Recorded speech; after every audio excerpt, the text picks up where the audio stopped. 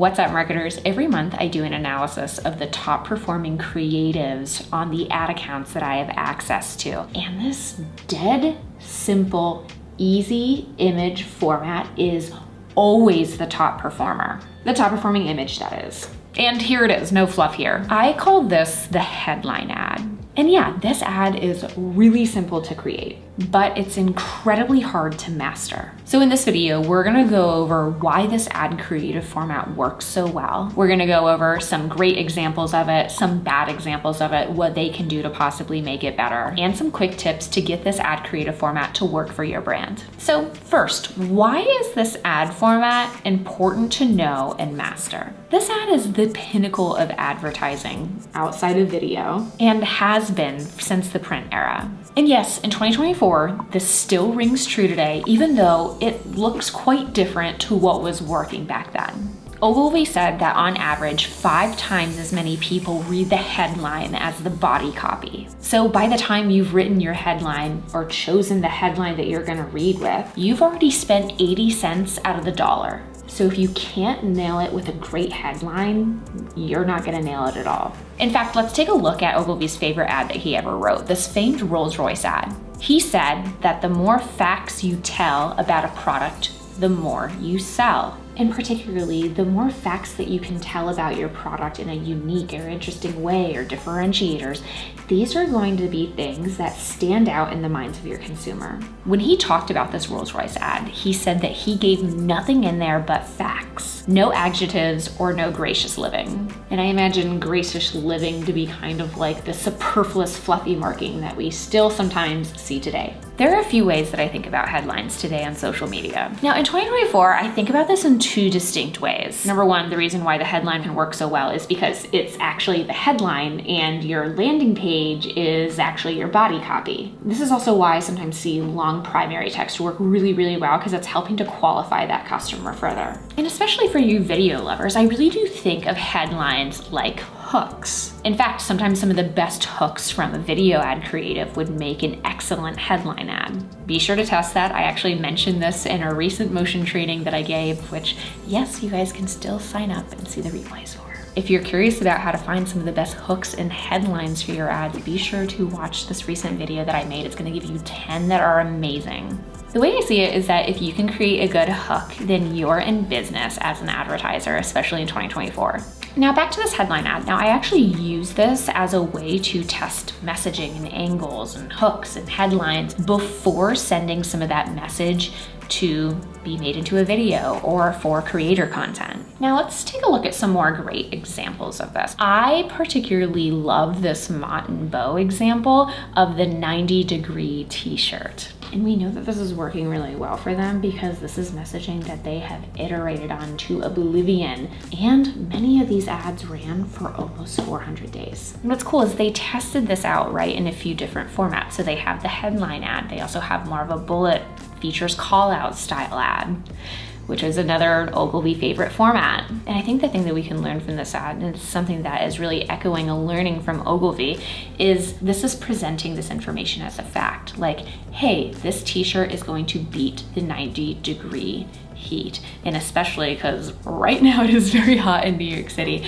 I know that this messaging is probably doing very well for them, particularly now. I imagine they were able to find this messaging looking through some of the customer reviews. Maybe someone said that it was really a great sweat wicking, or that they were in a climate that was really, really hot and these were the only t-shirts that they were able to wear in 90-degree heat, and then boom, the 90-degree t-shirt is born. Someone from Mott and Bow, slide into my DMs, let me know if that assumption is correct. This is a big difference to this ad creative that didn't work as well for them, right?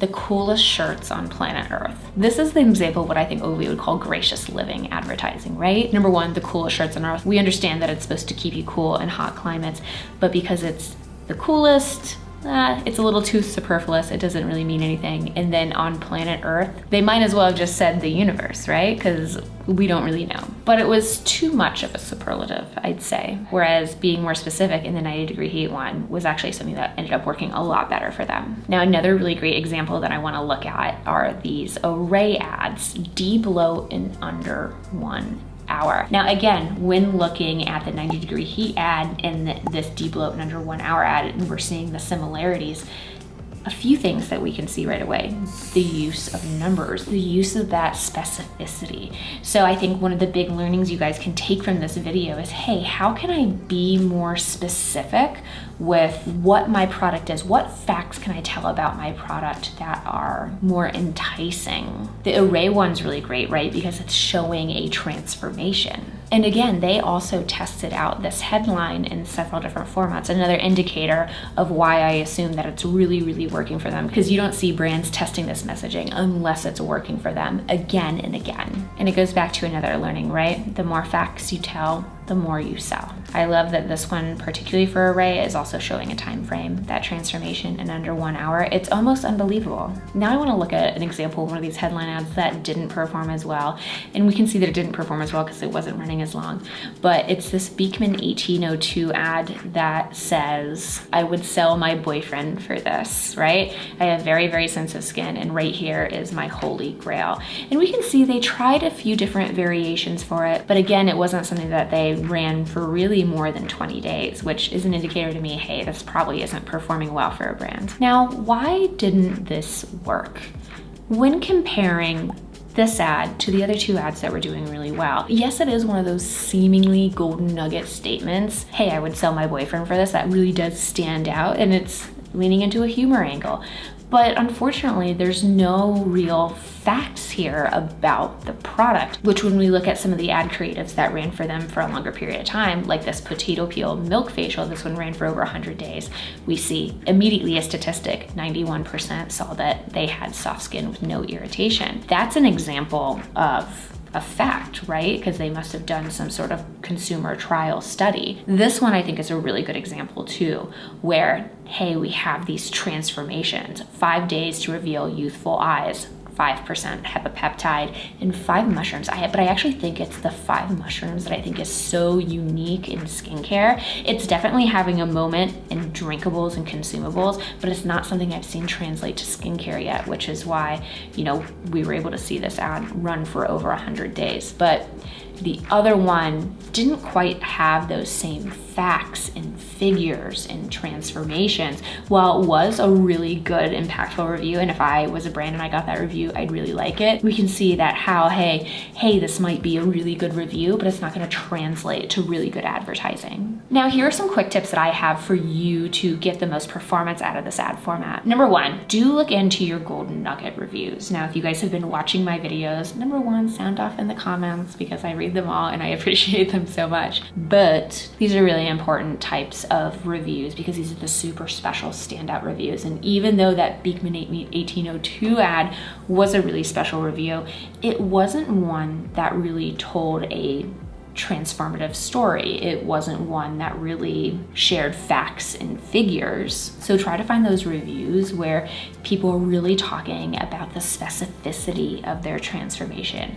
Did their transformation happen in a certain amount of time? How many failed attempts did they potentially have trying to find this transformation, right? Did they try out 4, 5, 50 other solutions before finding yours, which was so perfect for them? That's definitely an experience that people are gonna be able to relate to, and that's gonna stand out. And I also find that sometimes using people's age, especially if you're targeting an older demographic, to make sure to highlight people in that age group, that tends to help out quite a bit as well. And again, the thing I wanna underscore for these golden nugget reviews, sometimes these outlandish ones don't really work as well. Another tip that I have, hopefully it's been nailed in by now, is of course, where can you be more specific with the facts that you are presenting? Again, age and time period and failed attempts are really good areas for you to lean into when trying to find more of that specificity messaging. Where can you put numbers in your ads?